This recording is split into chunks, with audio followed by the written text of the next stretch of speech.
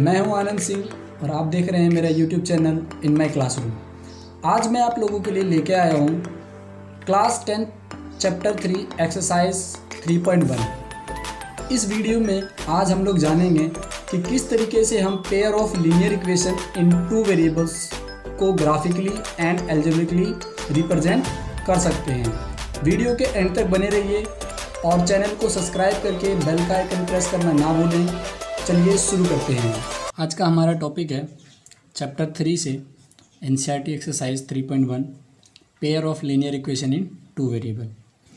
आज इस एक्सरसाइज में हम लोग पढ़ेंगे कि किस तरीके से हमें pair of linear equation in two variables को एल्जेब्रिकली एंड ग्राफिकली रिप्रेजेंट करना होता है।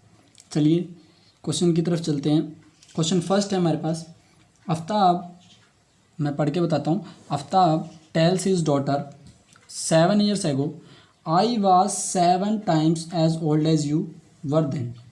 Also 3 years from now, I shall be 3 times as old as you will be. Represent the situation algebraically and graphically. सबसे पहले इसने कहा है, सबसे पहले हम क्या करेंगे, लेट करेंगे, let present age of Aftab. Aftab की प्रेजेंट एज हम लेट करेंगे x years, okay. And let present age of his daughter, daughter की प्रेजेंट एज कितनी लेट करेंगे, y ईयर्स, ओके। फिर हम जाएंगे अकॉर्डिंग टू क्वेश्चन, हम लिखेंगे ATQ according to question. According to question क्या लिखेंगे, देखिए इसने कहा था 7 ईयर्स एगो, 7 साल पहले। 7 साल का मतलब क्या है, प्रेजेंट एज से 7 साल पहले। मतलब अगर प्रेजेंट एज x है तो 7 साल पहले उन दोनों की एज कितनी होगी, x माइनस 7 और y माइनस 7 ईयर्स, ये होगी उनकी प्रेजेंट एज। तो आफ्ताब कहता है, ये आफ्ताब की एज है 7 साल पहले और ये इसकी डॉटर की एज है 7 साल पहले की। तो आफ्ताब कहता है अपनी डॉटर से कि 7 साल पहले मैं तुम्हारी एज का 7 टाइम्स था। कितना था, 7 टाइम्स।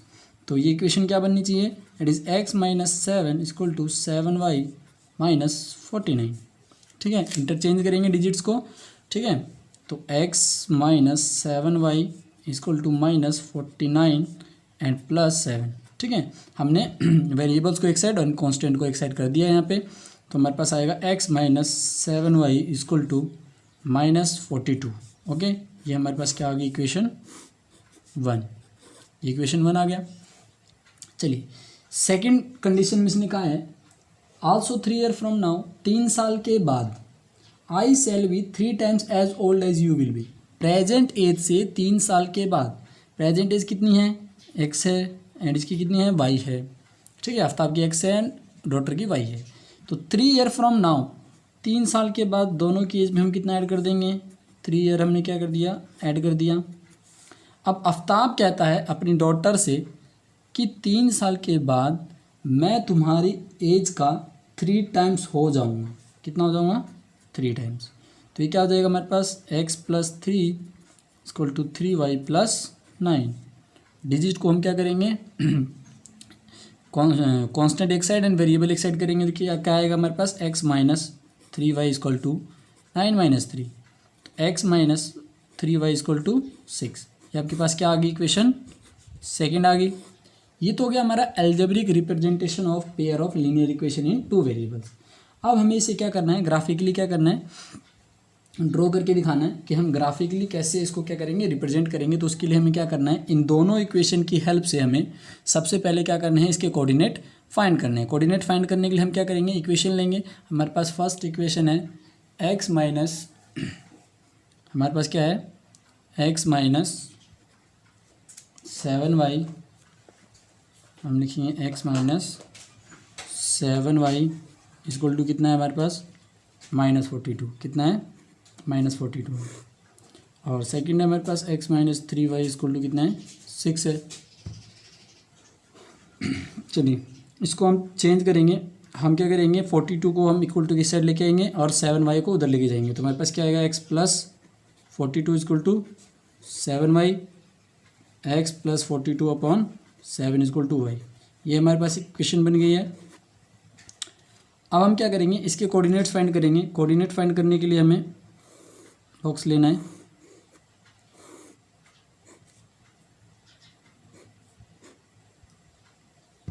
ठीक है, तो हम इसमें सबसे पहले क्या करेंगे, x की जगह 0 पुट करेंगे। x 0 पुट करेंगे तो 42 + 0 कितना आएगा, 42 / 7 6 आएगा आपके पास। उसके बाद हम x की वैल्यू पुट करेंगे 7, 42 + 7 49 / 7 कितना आएगा 7।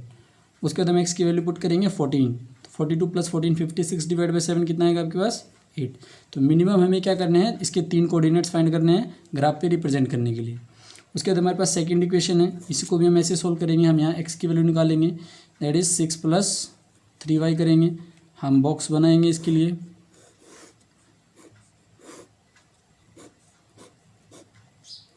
x एंड y, हम अगर यहाँ पे x की वैल्यू 0 पुट करते हैं तो 3 × 0 3, तो x की वैल्यू कितनी आएगी। अगर y 0 पुट करते हैं तो x कितना आएगा 3। अगर हम y 1 पुट करते हैं तो 3 × 1 = 3 + 6 कितना आएगा आपके पास 9, एंड 2 पुट करते हैं तो कितना आएगा 12 आएगा। ओके, तो इस तरीके से आपको क्या करना है, ये कोऑर्डिनेट्स फाइंड करने हैं। कोऑर्डिनेट फाइंड करने के बाद इसे हम क्या करेंगे, ग्राफ पे रिप्रेजेंट करेंगे। देखिए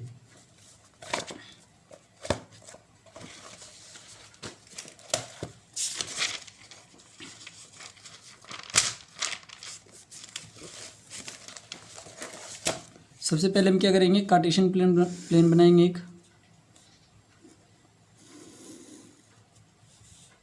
ये हमारा ओरिजिन है, ये x एंड ये y। वैल्यूज़ लेते हैं हम 2 4 6 8 10 12 14 16।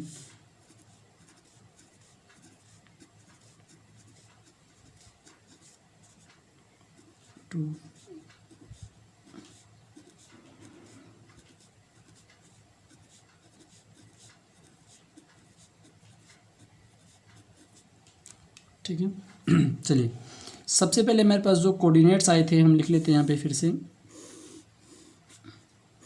इक्वेशन 1 के। यहाँ पे हमारे पास x क्या था, सबसे फर्स्ट में 0 6 था, 0 6 7 7 एंड 14 8। ये फर्स्ट इक्वेशन के कोऑर्डिनेट थे। सेकेंड इक्वेशन के कोऑर्डिनेट हमारे पास हैं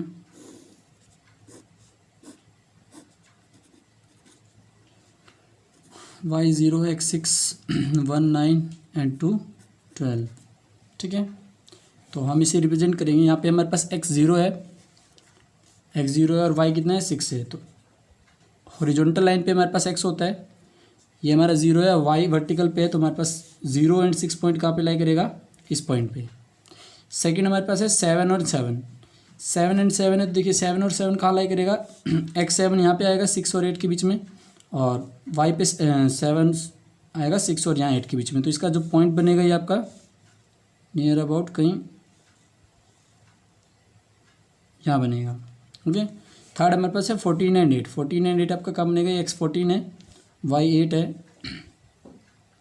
ये पॉइंट आपका यहाँ कहीं बनेगा। ओके, उसके बाद हम क्या करेंगे, इसको ग्राफ को ड्रॉ कर देंगे। ठीक है, सेकंड जो है आपके पास x 6 है, x 6 है और y कितना है 0 है।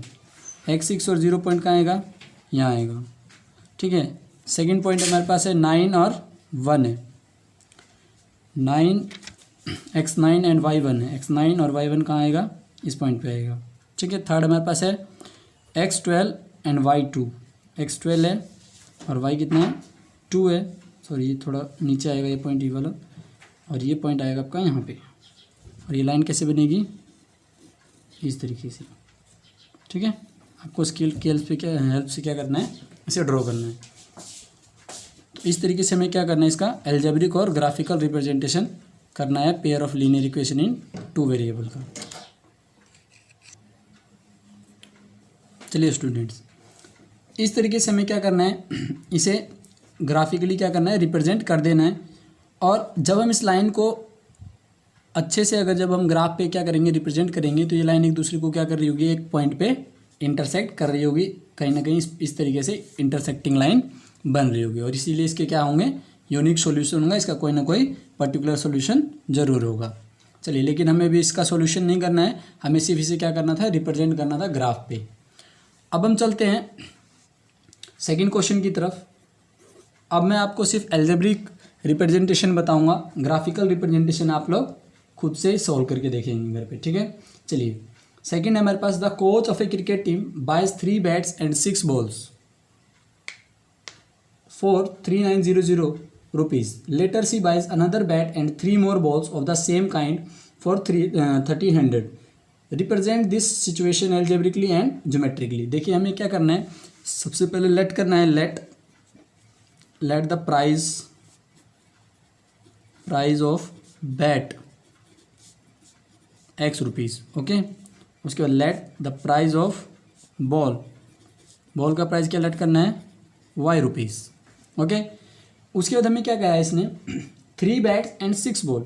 एक बैट का प्राइस x रुपीज़ है, एक बैट का प्राइस कितना है आपका, x रुपीज़ है, तो आपके 3 बैट्स का कितना हो जाएगा, 3x रुपीज़ हो जाएगा, ओके। प्लस एक बॉल का प्राइस कितना है, y रुपीज़ है, तो 6 बॉल का कितना हो जाएगा, 6y हो जाएगा। टोटल इनका कितना आ रहा है, 3900 रुपीज़ आ रहा है, ओके। ये क्वेश्चन 1 है।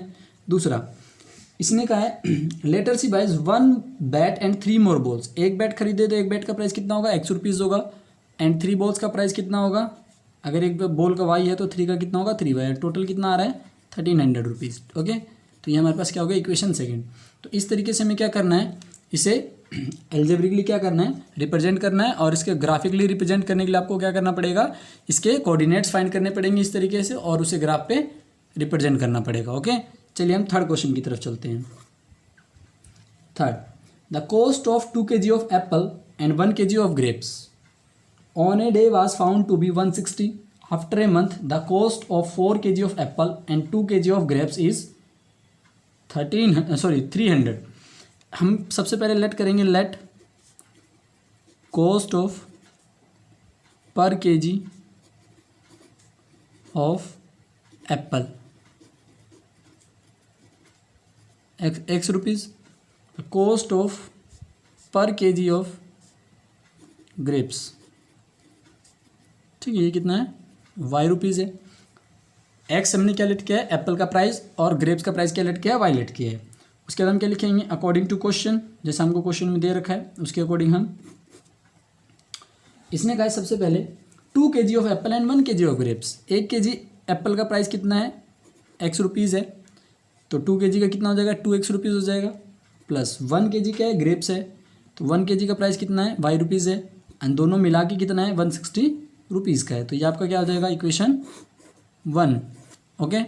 Second, after a month the cost of 4 kg of Apple. 1 kg Apple का प्राइस x रुपीज़ है, 4 kg का कितना हो जाएगा, 4x रुपीज़ हो जाएगा, ठीक है।